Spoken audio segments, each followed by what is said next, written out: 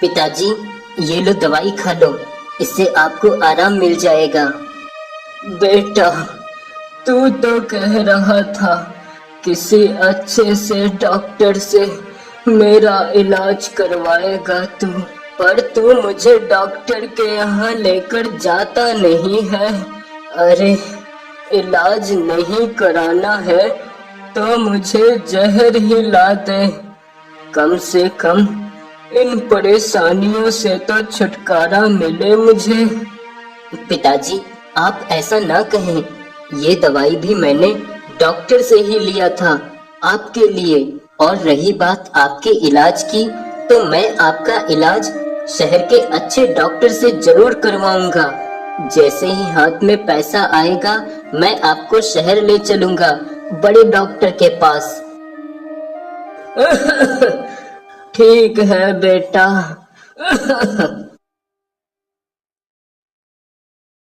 सुनिए जी, आपने तो कह दिया है पिताजी से कि उनको शहर ले जाओगे बड़े डॉक्टर के पास इलाज के लिए, लेकिन वहाँ तो बहुत पैसे लगेंगे और हमारे पास तो बिल्कुल भी पैसे नहीं है।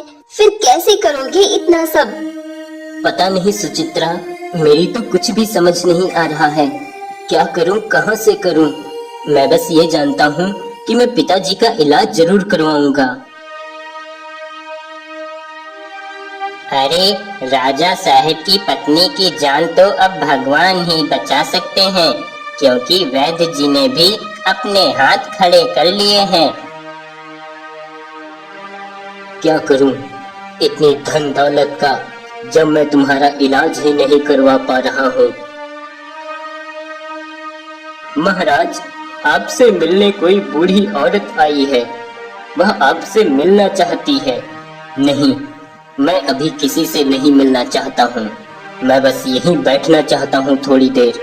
जाओ, उनसे कहो कि फिर किसी समय मैं उनसे मिलूंगा। लेकिन महाराज, वो आपसे महारानी जी की बीमारी के इलाज के बारे में कुछ बात करना चाहती हैं। क्या वह महारानी के इलाज के बारे में बात करना चाहती है? तो क्या वो मेरी पत्नी का इलाज कर सकेगी? चलो, मैं अभी मिलूंगा उस बूढ़ी औरत से। कहिए, क्या कहना चाहती हैं आप? महाराज की जय हो। महाराज, मैंने आपकी पत्नी की बीमारी के बारे में सुना था कि वो बीमार है और वैद्य जी भी महारानी जी का इलाज नहीं कर सके, इसलिए मैं आपको कुछ बताना चाहती हूँ। हाँ हाँ, कहो, क्या बताना चाहती हैं आप? महाराज, आज से बहुत साल पहले की बात है, जब मैं छोटी थी, तब मेरे पिताजी ने मुझे बताया था कि मेरे दादाजी ने अपना घर परिवार त्याग कर एक सन्यासी बन गए थे और उन्होंने कठिन तपस्या करके अद्भुत शक्तियां भी हासिल की थी और काली पहाड़ी के उस पार जाकर ढींगरा जंगल में रहने लगे थे। अब थोड़ा विश्राम करने का मन है और कुछ खाने की भी इच्छा हो रही है। यहाँ पे एक पेड़ होता तो कितना अच्छा होता। साधु अपनी शक्तियों से वहाँ पे एक पेड़ प्रकट कर देता है और उसमें बहुत ही सुंदर और अद्भुत फल लगे होते हैं। अब साधु वहीं बैठकर तपस्या करता और भूख लगने पर उसी पेड़ के फल खाता।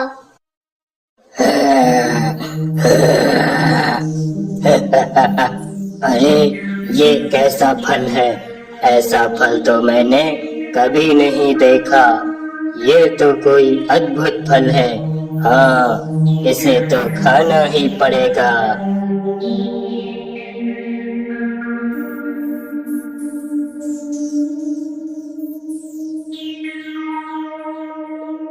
वाह, कितना स्वादिष्ट फल है। इसको खाते ही मुझे एक नई ऊर्जा महसूस हो रही है। ये फल तो मुझे रोज चाहिए। अगर मैं इस पेड़ को अपने साथ ही ले जाऊं तो मुझे रोज इसके फल खाने को मिलेंगे। तभी राक्षस उस पेड़ को उखाड़ने लगता है, जिससे साधु का ध्यान टूट जाता है। ए दुष्ट राक्षस, क्यों इस हरे भरे पेड़ को उखाड़ने में लगे हुए हो?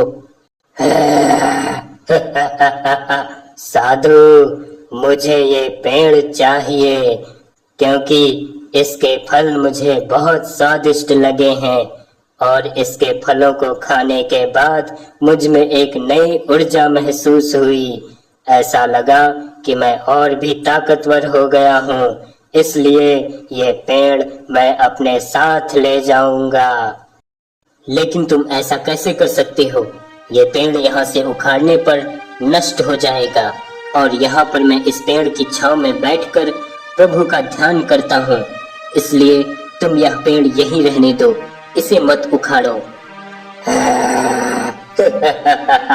नहीं, यह पेड़ तो मैं यहाँ से लेकर ही जाऊंगा क्योंकि मुझे इसके फल बहुत स्वादिष्ट और ताकतवर लगे, इसलिए ये पेड़ अब मेरा है और मैं इसे उखाड़ कर ही रहूंगा।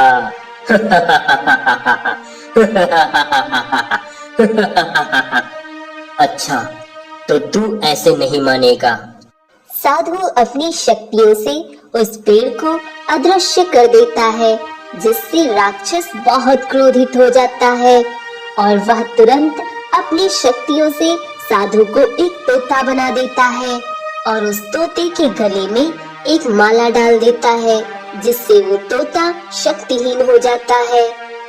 ए दुष्ट राक्षस, ये तूने ठीक नहीं किया, तुझे इस पाप की सजा जरूर मिलेगी।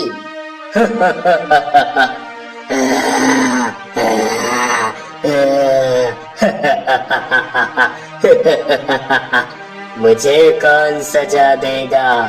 तुम इतने शक्तिशाली होने के बावजूद मेरा कुछ नहीं कर सके, तो कोई आम इंसान मेरा क्या कर सकता है? और अब तो ये माला जब तक तुम्हारे गले में रहेगी, तब तक तुम्हारी शक्तियां और तुम्हारी सारी ताकत मेरे कब्जे में है। तुम बिल्कुल असहाय हो और अगर ये माला किसी ने निकालने की कोशिश की तो वो एक पत्थर की मूर्ति बन जाएगा।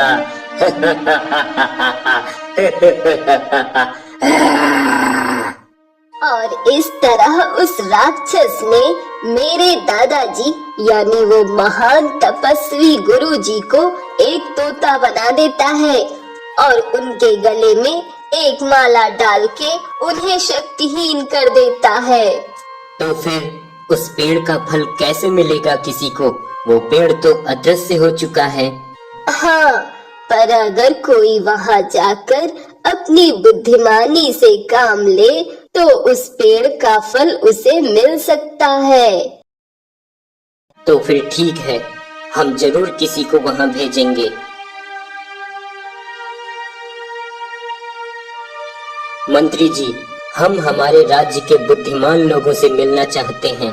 इस राज्य में जितने भी अधिक बुद्धिमान लोग हैं, आप उन सभी लोगों को यहाँ बुलवाइए। अब मंत्री राज्य के बुद्धिमानों को खोजने के लिए निकल जाता है। महाराज, ये सभी इस राज्य के सबसे बुद्धिमान व्यक्ति हैं।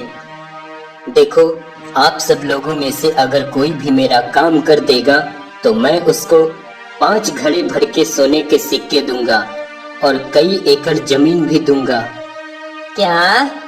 पर महाराज, क्या करना होगा हमें? जल्दी बताइए।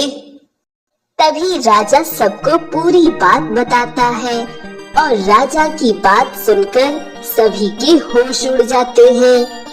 तो आप लोगों में से कौन मेरा ये काम करेगा?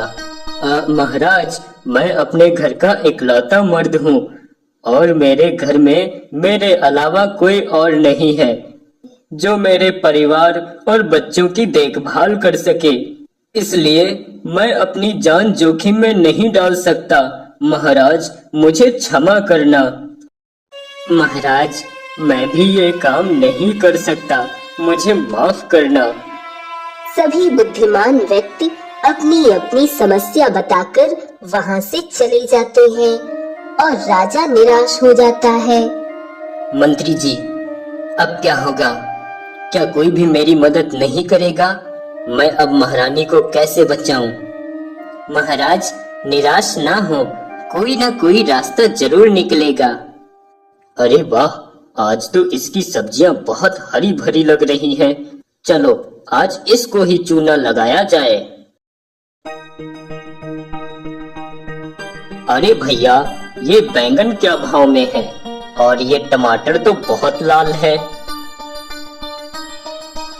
वह कैलाश से ढेर सारी सब्जी खरीद लेता है और इधर उधर की बात करने लगता है। अच्छा भाई, अब मैं चलता हूँ। अरे भैया जी, मेरे पैसे तो दे दो सब्जियों के। अरे भाई, क्या मजाक कर रहे हो? मैंने तो सारी सब्जियों के पैसे आपको दे दिए हैं, तो अब किस बात के पैसे दे दूं? अरे ये आप क्या कह रहे हो भाई? आपने तो मुझे कोई भी पैसे नहीं दिए हैं। अब उन दोनों की काफी बहस होने लगती है और तभी वहाँ पे एक दूसरा व्यक्ति आता है और कैलाश उसे सारी बात बताता है। देखो, तुम दोनों अब राजा साहब के पास जाओ, अब वही इसका फैसला कर सकते हैं और वही दूध का दूध और पानी का पानी हो जाएगा। हाँ हाँ चलो। हाँ हाँ चलो। तभी वह दोनों राज दरबार में पहुँचते हैं। महाराज, मैं एक गरीब सब्जी वाला हूँ। मैं बाजार में सब्जियाँ बेचता हूँ और इन्होंने मेरी सब्जी खरीदकर मुझे बिना पैसे दिए ही जाने लगे। तब मैंने पैसे के लिए कहा तो कहने लगे, कैसे पैसे? मैं तुम्हें सब्जियों के पैसे दे चुका हूँ, लेकिन इन्होंने मुझे कोई पैसे नहीं दिए थे। महाराज, अब आप ही न्याय कीजिए। महाराज, मैंने सब्जी लेकर इस सब्जी वाले को पैसे दे दिए थे, ये झूठ बोल रहा है। तुम दोनों में से कोई एक तो झूठ बोल ही रहा है और वो मैं पता लगा ही लूंगा। इससे अच्छा है तुम दोनों में से जो भी झूठ बोल रहा हो वो सच स्वीकार कर ले, वरना उसके लिए अच्छा नहीं होगा। महाराज, मैं झूठ नहीं बोल रहा हूँ, मुझे इन्होंने कोई पैसे नहीं दिए थे। मुझे मेरे पैसे चाहिए महाराज, मैं बहुत गरीब हूँ। मेरे पिताजी का इलाज करवाने के लिए मुझे ढेर सारे पैसों का इंतजाम करना है, इसीलिए मैं यहाँ आपके पास आया हूँ। मेरी मदद करें महाराज। हाँ हाँ, हम जरूर मदद करेंगे। मंत्री जी, जरा वो वैद्य जी को बुलवाइए और उनसे कहिए जो सच बुलवाने वाली जड़ी बूटी पिछली बार एक चोर को पिलाई थी, वो जड़ी बूटी इन दोनों को भी पिलाई जाए। अभी सच बाहर आ जाएगा कि कौन सच बोल रहा है और कौन झूठ। और सच बुलवाने वाली जड़ी बूटी, अगर मैंने वो जड़ी बूटी पी लिया तो मेरा सारा झूठ पकड़ा जाएगा। इससे अच्छा मैं ही अपनी गलती मान लूं। महाराज, मुझे क्षमा करें, मैं लालच में आकर कुछ पैसे बचाने के चक्कर में झूठ बोल रहा था। मुझे क्षमा करें, मुझे क्षमा कर दो महाराज। क्या तुमने झूठ बोला था? सैनिकों, जाओ इसे 2 महीने के लिए कारागार में डाल दो। सैनिक उस ठग को कारागार में ले जाकर कैद कर देते हैं। क्या नाम है तुम्हारा? महाराज, मेरा नाम कैलाश है। तुमने कहा था कि तुम्हें अपने पिता का इलाज करवाना है, जिसके लिए तुम्हें पैसों की जरूरत है। हाँ महाराज, पिताजी के इलाज के लिए मुझे पैसों की बहुत जरूरत है। तो क्या तुम मेरा एक काम करोगे, जिसके बदले मैं तुम्हें बहुत सारा धन दूंगा? हाँ महाराज, आप जो भी काम कहेंगे मैं करने को तैयार हूँ, बस मुझे पैसे मिल जाएं जिससे मैं अपने पिताजी का इलाज करवा सकूं। हाँ, लेकिन अगर तुम मेरा काम करोगे तो उसमें तुम्हारा भी बहुत फायदा होगा और तुम्हें तुम्हारे पिताजी का इलाज भी नहीं करवाना पड़ेगा, वो ठीक हो जाएंगे। महाराज, पर ऐसा कैसे हो सकता है? बिना इलाज के पिताजी कैसे ठीक हो सकते हैं? तभी राजा कैलाश को सारी बात बताता है। महाराज, मुझे तो ये बहुत खतरे का काम लगता है, पर मैं ये काम जरूर करूंगा। मेरे बलिदान से अगर 2 लोगों की जिंदगी बच सकती है तो मैं ये बलिदान देने को तैयार हूँ। ठीक है कैलाश, मैं तुम्हारे लौटने का इंतजार करूंगा। अब कैलाश उसी जगह जाने के लिए निकल पड़ता है जहाँ वह अद्भुत फल वाला पेड़ था। पानी पानी पानी। ये किसकी आवाज है? कोई पानी पानी कह रहा है। कैलाश आगे जाकर देखता है एक गाय बेहोशी की हालत में पड़ी हुई है और वह पानी मांग रही है। पानी पानी पानी। अरे, ये कैसा चमत्कार है? ये गाय हम इंसानों की तरह बोल रही है और पानी पानी कहकर पानी मांग रही है। भला ऐसा कैसे हो सकता है? हे भले इंसान, मेरी मदद करो, मुझे पानी पिला दो वरना मैं मर जाऊंगी। नहीं नहीं गाय, तुम रुको, मैं अभी तुम्हें पानी पिलाता हूँ। पर मैं पानी कैसे लाऊं? यहाँ तो कुछ भी नहीं है। तभी कैलाश की नजर एक कमंडल पर पड़ती है जो एक पेड़ के नीचे पड़ा होता है।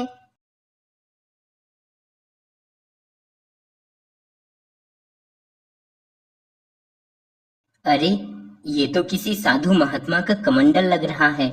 लगता है कोई साधु महात्मा यहाँ बैठे होंगे और अपना कमंडल यहीं भूल गए होंगे। चलो, अब मैं इसमें ही पानी भर के उस गाय को पिला देता हूँ। कैलाश उस कमंडल में नदी से पानी भरने चला जाता है और फिर उस गाय को पानी पिला देता है।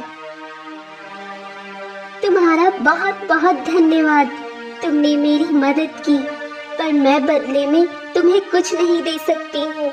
मैं असहाय हूँ। मुझे तुमसे कुछ भी नहीं चाहिए। तुम्हारी प्यास बुझ गई, यही मेरे लिए काफी है। पर मुझे बहुत हैरानी हो रही है कि तुम एक गाय होकर हम इंसानों जैसे कैसे बोल रही हो। ऐसा कैसे हो सकता है?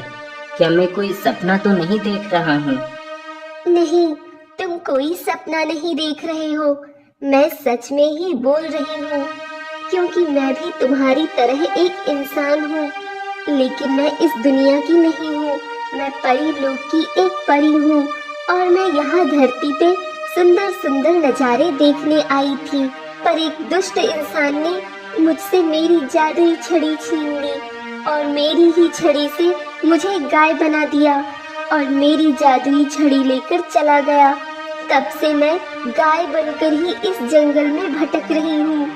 पर वो कौन था जिसने तुमसे तुम्हारी छड़ी छीन ली और तुम्हें गाय बना दिया? वो सुमेरपुर राज्य का एक राजकुमार था जो इस जंगल में शिकार के लिए आया था। ए परी, तुम कहाँ से आई हो? क्या सच में परियां होती हैं? मुझे तो यकीन ही नहीं हो रहा। हाँ, परियां होती हैं और मैं परी लोक से यहाँ धरती पर सुंदर सुंदर नजारे देखने आई हूँ, जैसे पेड़ पौधे, सुंदर सुंदर फूल और गहरी नीली झीलें। ये धरती कितनी सुंदर है। हाँ, सही कहा। ये धरती बहुत सुंदर है, पर तुम भी बहुत सुंदर हो और मैंने कभी इतनी सुंदर परी नहीं देखी। इसीलिए मैं सुमेरपुर राज्य का राजकुमार रतन सिंह और होने वाला राजा, मैं तुमसे विवाह करना चाहता हूँ और सुमेरपुर राज्य की महारानी बनाना चाहता हूँ। पर ऐसा नहीं हो सकता है राजकुमार, क्योंकि मैं एक परी हूँ और इस धरतीवासी इंसानों से विवाह नहीं कर सकती। क्यों नहीं कर सकती हो विवाह तुम हमसे? हम कोई ऐरा गैरा नहीं, हम राजकुमार हैं और मेरे पास दुनिया जहां का खजाना और धन दौलत है। नहीं राजकुमार, मुझे किसी भी धन दौलत की जरूरत नहीं, जब तक ये जादुई छड़ी मेरे पास है। अच्छा, तो ये जादुई छड़ी है और इस छड़ी की वजह से ये परी जादू करती होगी। अगर ये छड़ी मुझे मिल जाए तो मैं इस परी से विवाह करने में सफल हो सकता हूँ।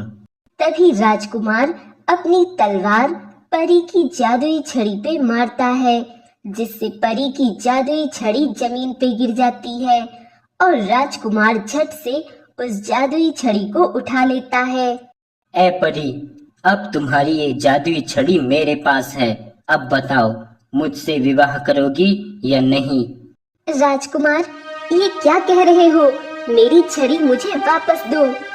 नहीं, पहले बताओ, मुझसे विवाह करोगी या नहीं?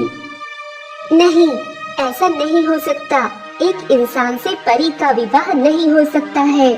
तो तुम मुझसे विवाह नहीं करोगी तो अब उसका अंजाम भी भुगतने को तैयार हो जाओ।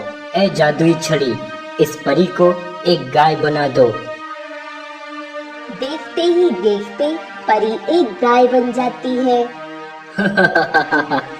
देखा तुमने अपनी जिद का अंजाम।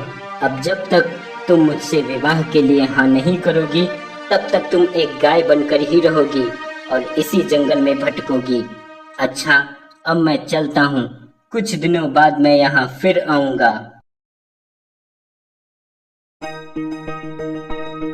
और इस तरह उस राजकुमार रतन सिंह ने मुझे मेरी ही जादुई छड़ी से एक गाय बना दिया और तब से मैं गाय बनकर इसी जंगल में दर दर भटक रही हूँ। तो क्या अब तुम हमेशा एक गाय बनकर ही रहोगी? क्या तुम्हारा वापस अपने परी रूप में आने का कोई और रास्ता नहीं है? एक रास्ता है।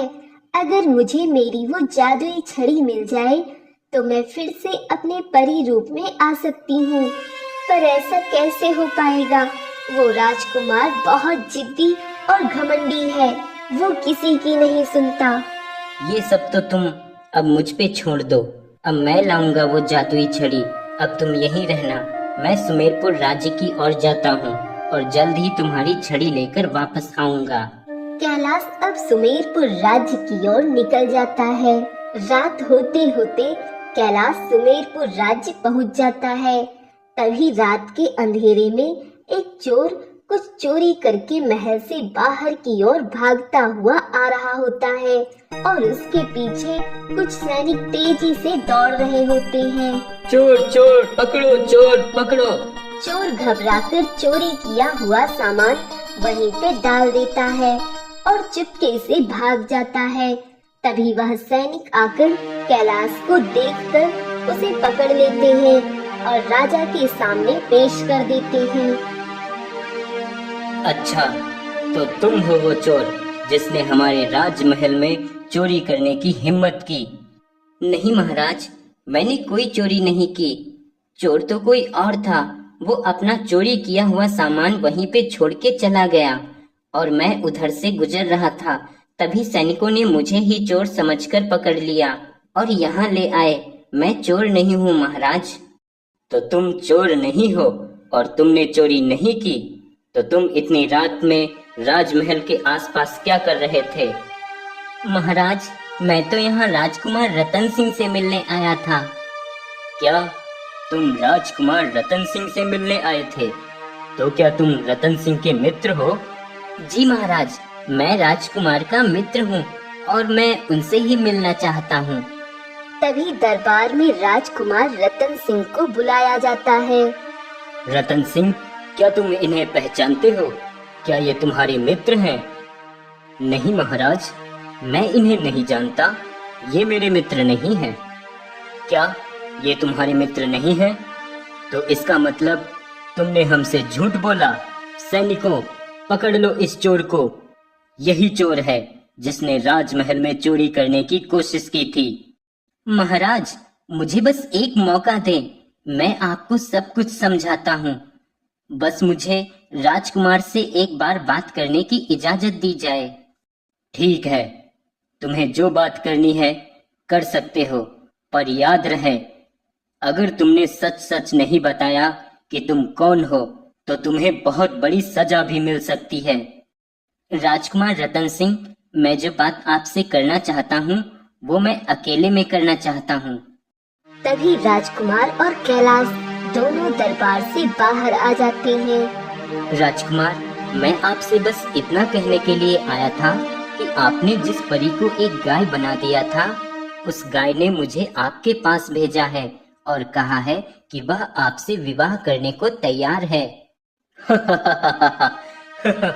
तो आ गई उस परी की अकल ठिकाने। ठीक है, तुम हमारे लिए इतना अच्छा और जरूरी संदेश लाए हो, तो अब मुझे तुम्हें बचाना ही होगा। चलो महाराज के पास चलो। महाराज, मैं क्षमा चाहता हूँ। मैं अपने मित्र से किसी बात से नाराज था, इसीलिए आपसे झूठ बोल दिया कि ये मेरा मित्र नहीं है, जबकि ये मेरा मित्र है और हम एक दूसरे को अच्छी तरह जानते हैं। ये मेरा मेहमान है। ठीक है, तो फिर आप जाइए और अपने मेहमान की खातिरदारी कीजिए। हमने खामखा तुम्हारे मित्र को एक चोर समझ लिया। अब दोनों लोग उसी जंगल में उस गाय के पास पहुंच जाते हैं। कैसी हो परी रानी? एक गाय बनकर तुम्हें अकल आ ही गई ना? राजकुमार कुछ कह ही रहा होता है कि तभी एक बाज उड़ता हुआ आता है और राजकुमार से वह जादुई छड़ी छीनकर एक पेड़ की डाल पर बैठ जाता है। ए बाज, जल्दी से मुझे वो छड़ी दे दे, वरना तेरी खैर नहीं। ए जादुई छड़ी, इस गाय को वापस से उसके असली रूप में परिवर्तित कर दो। बाज के ऐसा बोलते ही गाय वापस एक परी बन जाती है। तभी वह बाज उड़कर वो जादुई छड़ी उस परी को दे देता है। ए दुष्ट घमंडी राजकुमार, तुझे तो अब मैं सजा दूंगी। नहीं परी, आप इसे सजा मत दो, इसे जाने दो। इसने मुझे एक रात अपने घर में पनाह दी, इसने मुझे भोजन कराया, इसलिए मैं चाहता हूँ आप इसे जाने दें और इसके किए की सजा इसे जरूर मिलेगी। आप इसे कोई सजा ना दें।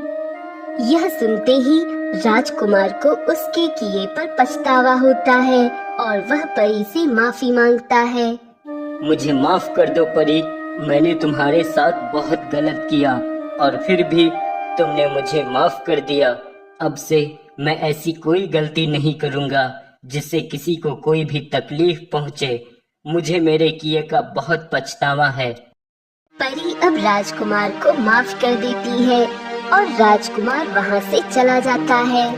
बाज, तुमने आज मुझ पे बहुत बड़ा उपकार किया है, जिसे मैं कभी नहीं भूल सकती। परी, मैं एक तपस्वी साधु हूँ जिसे उस राजकुमार ने एक बाज बना दिया था। तुम इस जादुई छड़ी से मुझे मेरे रूप में पुनः परिवर्तित कर दो, तो मैं वापस अपने रूप में आ जाऊंगा। परी अब जादुई छड़ी से बाज को पुनः साधु के रूप में परिवर्तित कर देती है। तुम्हारा बहुत बहुत धन्यवाद परी। पर साधु महाराज, उस राजकुमार ने आपको बाज क्यों बना दिया था? क्योंकि मैंने उसे परी को गाय बनाते देख लिया था और मैं उससे वो जादुई छड़ी छीनकर गाय को वापस परी के असली रूप में लाना चाहता था। पर जैसे ही मैं कुछ करता, उसने मुझे एक बाज बना दिया था और आज मैंने सही मौका देखकर उससे वो जादुई छड़ी छीन लिया। पर कैलाश, तुम यहाँ इस घने जंगल में क्या करने आए थे? तभी कैलाश अपनी सारी बात परी और साधु महात्मा को बताता है। कैलाश, तुमने मेरी इतनी मदद की है, अब मैं तुम्हारे साथ चलूंगी और वो अद्भुत फल तुम्हें जरूर मिलेगा। हाँ, मैं भी तुम्हारे साथ चलूंगा। मुझे अपने गुरुदेव को भी मुसीबत से बचाना है। तभी वह सभी लोग उस परी के साथ गायब होकर उसी स्थान पर पहुंच जाते हैं जहाँ पे वो अद्भुत पेड़ अदृश्य था और वहीं पर वो साधु महात्मा तोता बनकर बैठे होते हैं। अरे वो देखो, वो वहाँ साधु महात्मा तोता के रूप में बैठे हैं। अभी मैं उनके गले से वो माला निकाल देता हूँ, जिससे वो वापस अपने रूप में आ जाएंगे और शायद मैं एक पत्थर की मूर्ति बन जाऊंगा। पर मुझे ये बलिदान देना होगा क्योंकि मुझे मेरे पिताजी और महारानी जी की जान बचानी है। अच्छा, मैं चलता हूँ और शायद मैं अब फिर कभी ना मिल पाऊँ आप लोगों को। पर आप लोग उस जादुई अद्भुत पेड़ का वो फल मेरे राज्य सोमनगर के राजा को दे देना जाकर, जिससे 2 लोगों की जान बच जाए। इतना कहकर कैलाश जाकर तोते के गले से वो माला निकाल देता है कि तभी वह तोता वापस अपने असली रूप में आ जाता है और वह साधु महात्मा बन जाते हैं और देखते ही देखते कैलाश एक मूर्ति बन जाता है। गुरुदेव, क्या अब कैलाश हमेशा के लिए एक मूर्ति ही बनकर रहेगा? ऐसे दयावान इंसान को इतनी बड़ी सजा मिली।